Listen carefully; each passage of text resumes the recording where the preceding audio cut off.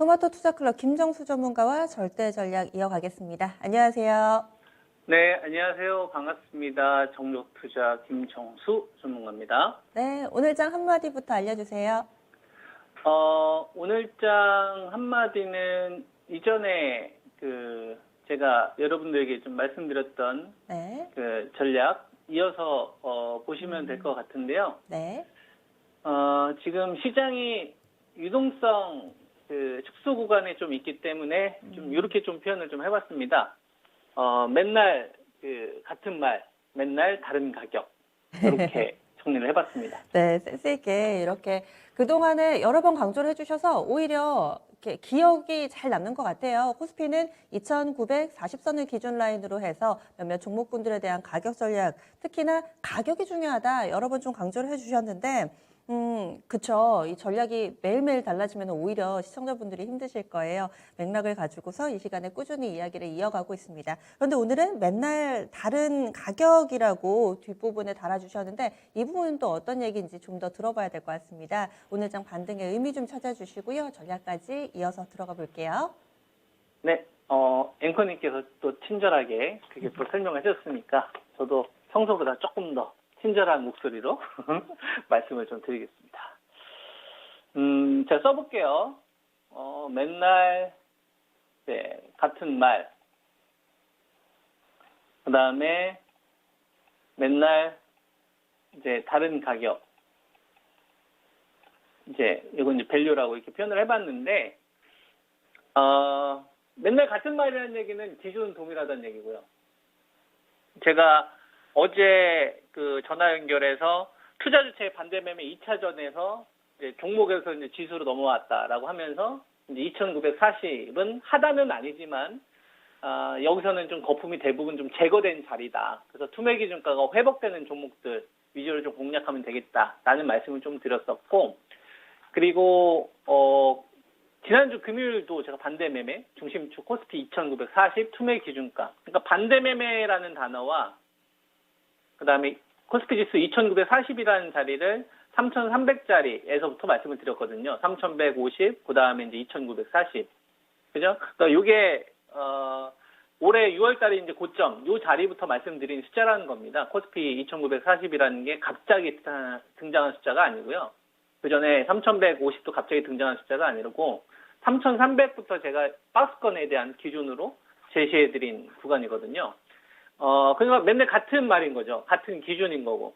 그리고 이 밸류가 왜 쉽게 안 바뀌냐면, 뭐, 리먼 사태나 코로나 같은 큰 사건이 아닌 이상, 우리나라 기업들의 순자산 가치는 어느 정도 정해져 있을 거 아닙니까? 코스피 상장사의 어떤 건물이나 땅이라든지, 뭐 이런 게 뭐, 갑자기 한 1, 2개월 만에 뭐, 다 사가지고는 이러지 않았을 거 아니에요. 우리나라 코스피, 이 상장사 10여 개 산 법인들의 순자산 가치가 한 1,835조 정도 되거든요. 12주 정도 줄었단 말이에요. 왜냐하면 투자가 내년으로 조금 일부 연기된 게 있기 때문에. 지난번에 1,847조였어요. 근데 이번에 1,835조로 약간 12조 다운됐거든요. 그래서 PBR 지수를 치게 되면 지금 한 1.15 정도 와 있는 겁니다. 1.15 정도 와 있으면은 이게 어느 정도 수준이냐면 작년도 코로나 때 밸류거든요. 우리나라 코스피 지수.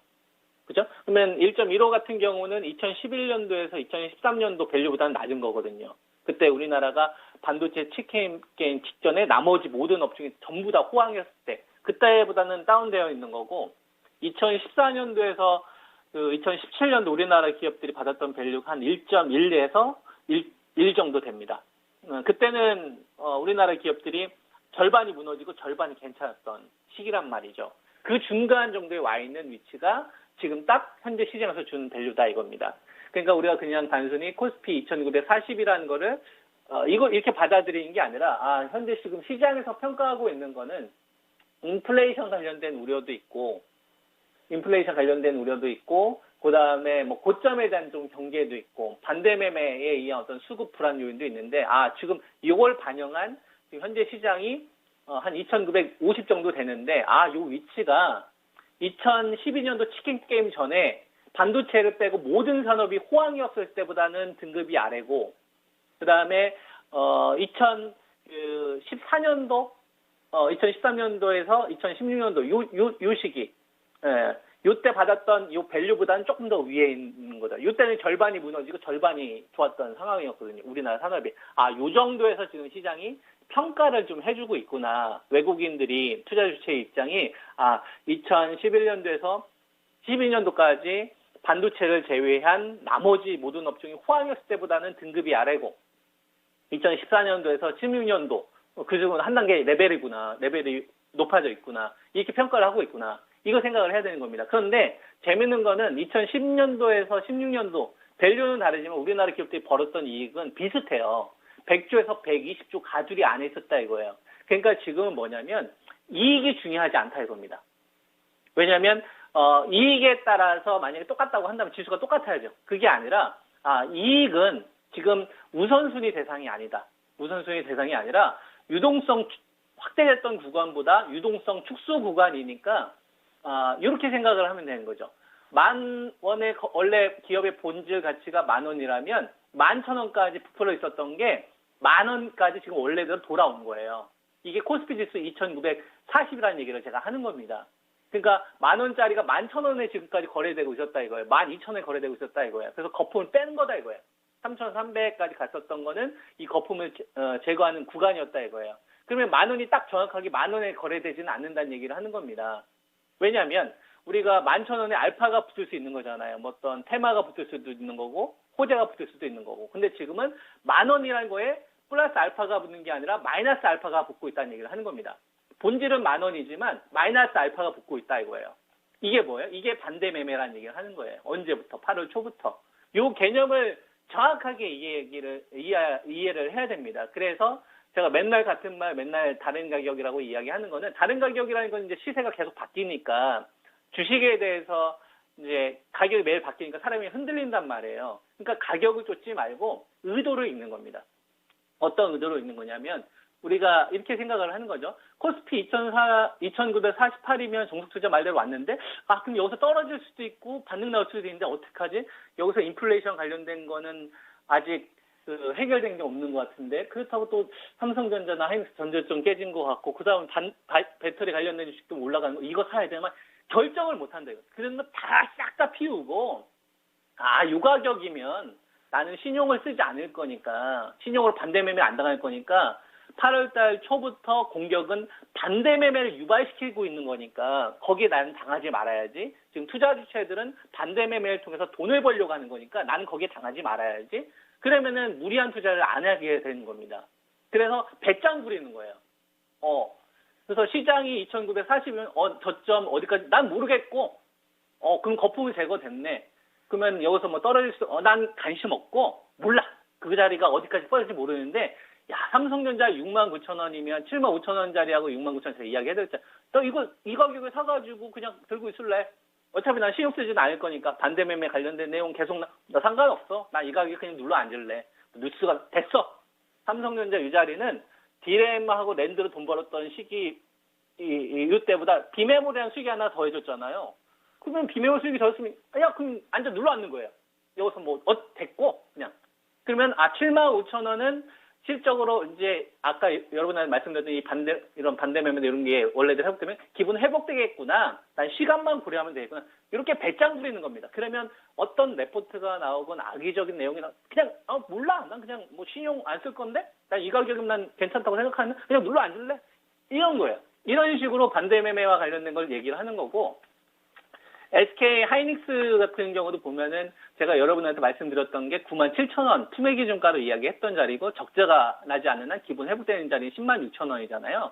그러면 저점이 어디까지 떨어졌으면 됐어. 나는 그냥 신용 안 쓸 건데 그래서 투자 주체들이 계속 나는 안 쓸 거야. 너희들한테 안 당할 거고 너희들한테 무리하게 일치 안 해. 나는 그냥 이 가격이면 적자 났던 시기의 밸류잖아. 난 적자 안 나잖아. 그럼 난 버틸래 이 가격이면. 근데 신용 써가지고 너희들한테 반대 매매 안 당할래. 그냥 버틸래. 이런 식으로 뻑일 수 있어야 된다 이겁니다. 이래야 그 사람들한테 안 당해요. 이렇게 기준을 딱딱 잡아야 되는 거고. 그리고 반대 매매가 나오는 주식들 가운데서 제가 여러분한테 말씀드렸던 게 121,000원이잖아요. 카카오. 그죠? 그래서 이게 15만 원대부터 이제 떨어졌다 이런 말씀을 좀 드렸는데 이 차트를 보면 도저히 접근이 안 됩니다. 그래서 그냥 간단히 생각하면 카카오뱅크 상장했잖아. 상장이 전부 다 밸류가 높아져야지. 빅테크, 난 모르겠어. 그거 왜 15만 원대 얘기해, 16만 원대 얘기해. 12만 1천 원 난 사야지. 저점으로 맺고, 근데 넌 그 반대 매매 안 당하게 뭐 무리하게 신용을 안 하고 몰빵 안 할 거야. 뭐 너희들이 어떤 장대 양분, 나는 그냥 12만 1천 원 이하에서 그냥 조금씩 내가 감당할 수 있는 수준에서 분할 매수 할래. 반대 매매 내내들 말이야. 니들이 알아서 해. 난 이 가격에 버틸 거야.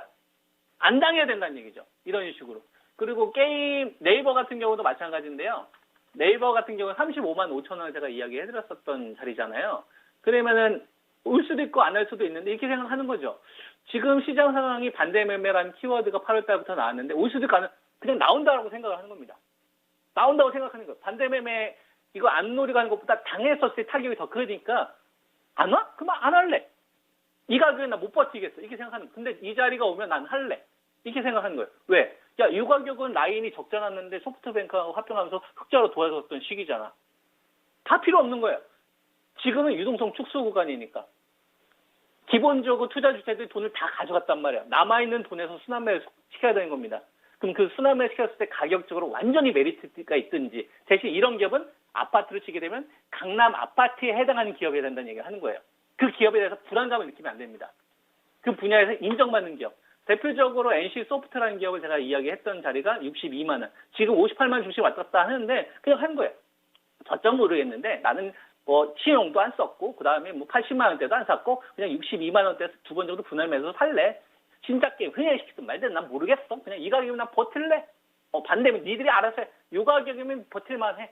이렇게 얘기하는 거죠.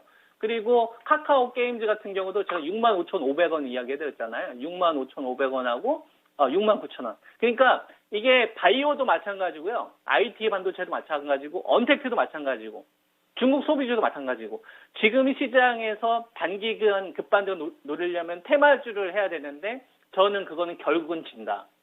지금은 투자 주체들도 어쩔 수 없이 쟤네들은 반대 매매 안 당하겠네. 그냥 쟤네들은 좀 살려주자. 이런 포지션을 맞춰놔야지 우리한테 다시 큰 유동성 장세가 왔었을 때 이길 수 있다. 그래서 이런 식으로 먼저 중심을 제일 잡아가는 게 전 중요하다고 보거든요. 이거 좀 잘 참고하셨으면 좋겠습니다. 네, 알겠습니다. 오늘 말씀 고맙습니다. 네, 감사합니다. 네.